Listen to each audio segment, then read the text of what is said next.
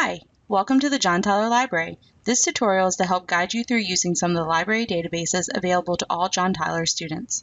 All library resources can be found at the website library.jtcc.edu, or you can use the John Tyler homepage and find the library link between Academics and Pay for Tyler.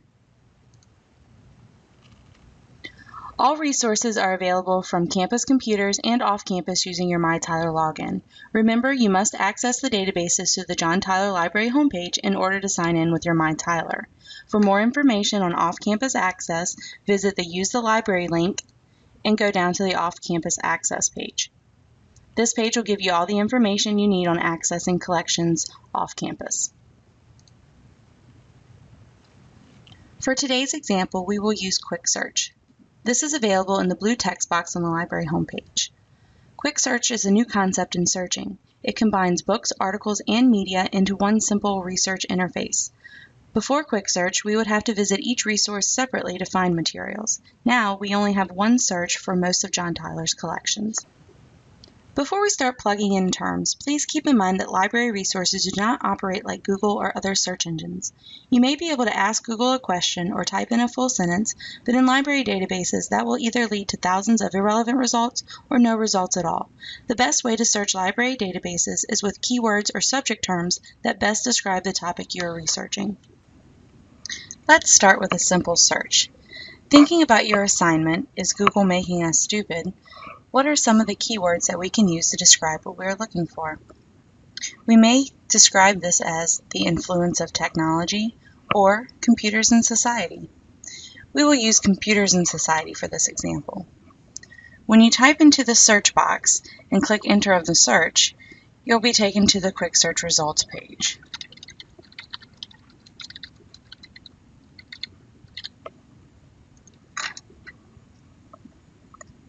We just performed a very general keyword search and we'll have a ton of results.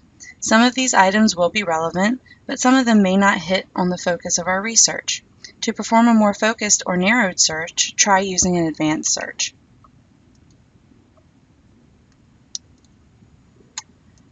In the advanced search options, select the limiter for subject and add the terms computers and society.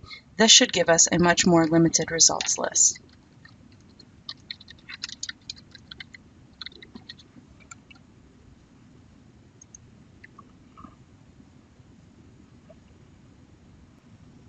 Before we start examining our results, let's sign into our library account so we can save the results that we find. This will come in handy when you start performing multiple research assignments for different courses. You can also view your library books, due dates, and other information from this account. To access your account, click on the Sign In link at the top right of the page. You will need your MyTyler username and password to sign in.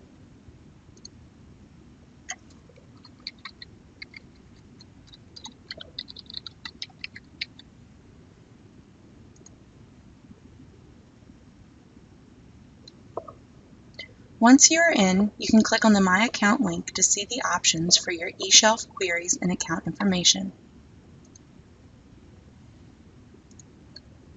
Your eShelf will save individual results for future reference.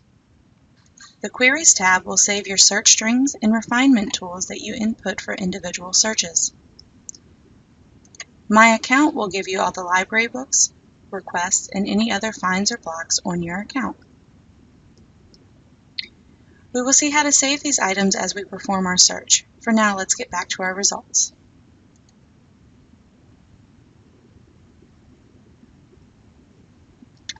Now that we have more relevant results and a much better number of items to start with, let's take a look at what we have found. The first few items on this page are books available at either the Chester or Midlothian libraries or available online. Ebooks can be viewed on campus or from personal computers. You can tell it is an ebook by looking at the View Online tab. This tab will appear right under the title of the book.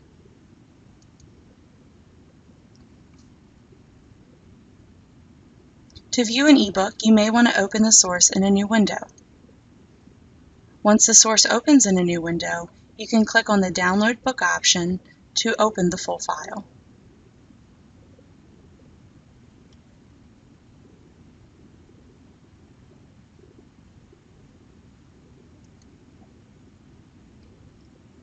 For books available in the library, you will see location information. If you would like to request this book for pickup at either the Chester or Midlothian locations, you can. Just click on the tab for Request this item and select your preferred location. Click on the Hold button, and that completes the request. Books typically arrive within 1 business day to the campus selected. If you request on a Friday or a Saturday, you will not receive your item until Monday afternoon. Students are contacted through their student email when the book is available for pickup. Another result you may find are articles. Articles are all available online. Again, you can click on the View Online tab to see the resource in its entirety. You may want to open the resource in a new window for a better view. If you are working from home, you may be prompted to enter your MyTyler username and password at this point.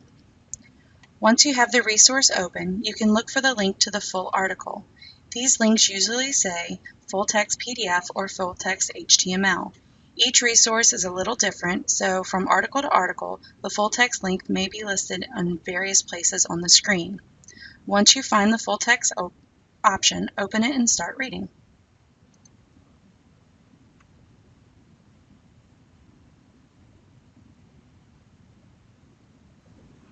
Now that we have glanced at our results, let's take a look at some of the tools available to help us refine them. While we have a good number to work with, sometimes it helps to get a bit more specific. The first tool that we can use is availability. This will allow you to select items that are peer-reviewed, online, or on campus. The peer-reviewed option is often required by instructors. If this is a requirement of your research, select this option to ensure all your results are peer-reviewed. The online availability refers to online articles, ebooks, and films. None of these items are available in the library. The Books and Medias link will provide you with physical items available to either the Midlothian or the Chester campus locations. If you are trying to look for a specific type of resource, you can select between them in the next category, Resource Type. This can come in handy if you are trying to diversify the types of resources you use for an assignment. Sometimes a variety is good.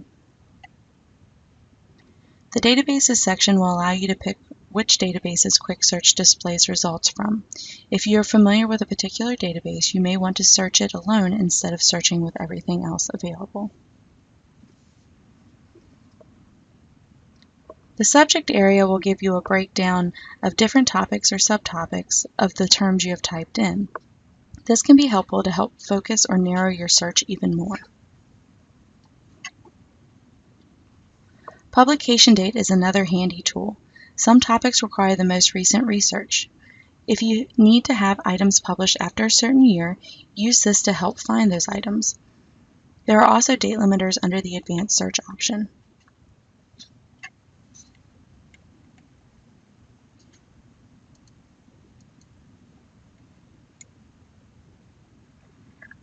The rest of the limiters and tools on this page may be a little too specific for our needs, but remember that they are available if you ever need them. If you scroll to the bottom of your Refinement Tools section, you will see that there is options for saving the query. If you decide to save a query, QuickSearch will save all the refinements and terms that you have entered for that particular search. This makes finding previous results much easier. You can also save all the items from the current page of results in this section.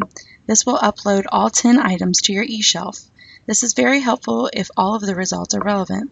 Remember that you can also add individual results to the eShelf by themselves. We'll do that in just a second. Now that we have a better understanding of the ins and outs of QuickSearch, let's change our results a little bit. Instead of computers in society, I could also try some similar terms. This time, in the Advanced Search subject area, type in Internet and Society. That will give us different results than before.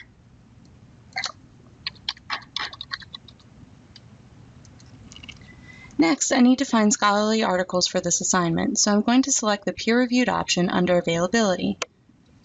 Again, this ensures that all my results are published to a journal who properly vet the article before publication. These professional journals are a major basis for most academic research. Every time you select a title, the database will appear. Each database will look and operate a little bit differently, but ultimately they will give you access to the full text material. You just need to find that full text link in order to access the entire article. Let's take a look at the second item. Click on the View Online link, followed by the Open Source in a new window. Once you open the source in a new window, continue on to the source until we find the tools that allow us to view either the PDF pages or the HTML full text. This one happens to be in the Tools box. We can view the PDF file by clicking on the link here. Once the PDF file opens, we can read the article in its entirety.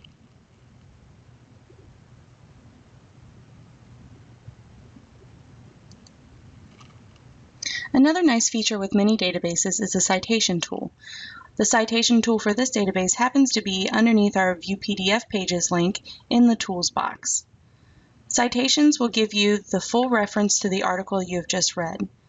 These references will be needed to cite your materials properly for your research papers. The citation tool will give you both the MLA and the APA versions of this article citation. If you decide to use this article in your research assignments, make sure you copy and paste a version of the citation to a Word document to start the whole works cited process. Another way to save your results is going back to the QuickSearch results page. If you would like to add this journal to your eShelf to get back to it at a later date, simply go to the area under the View Online tab and select the Send To option. Under Send To, you can choose to add this item to your eShelf. Let's take a look at another article. It may look a little different than the one before, but we just need to find that full text link again. Let's scroll down and select Computers and Their Users. Again, we're going to click on the View Online tab and then open the source in a new window.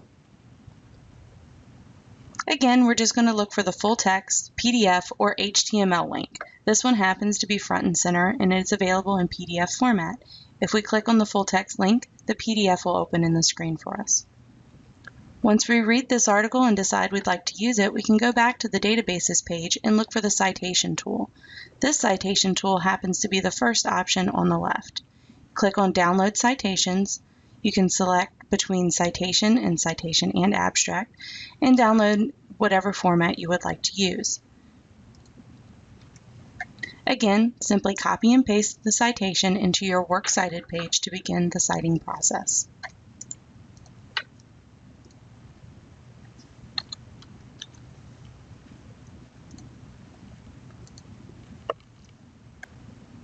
While you're looking through your results, sometimes you'll find that some databases will give you citations and some don't. Don't worry, not all of them do. In a separate tutorial, I will show you how to use specific services to help you generate citations and also correctly format others. Notice that some of the citations we downloaded aren't quite in correct APA or MLA formatting. The next tutorials will show you how to fix the formatting of citations you've downloaded offline. This tutorial just gave you the basics of QuickSearch. If you need additional help navigating this resource or others, or generating search terms to find better results, please feel free to contact the JTCC librarians for help. You can also contact me, Molly Channel, through your Blackboard page, use the Ask a Librarian service on the JTCC homepage, or stop in and work with one of the librarians on campus for additional assistance. Our next tutorials will highlight other databases not found in QuickSearch.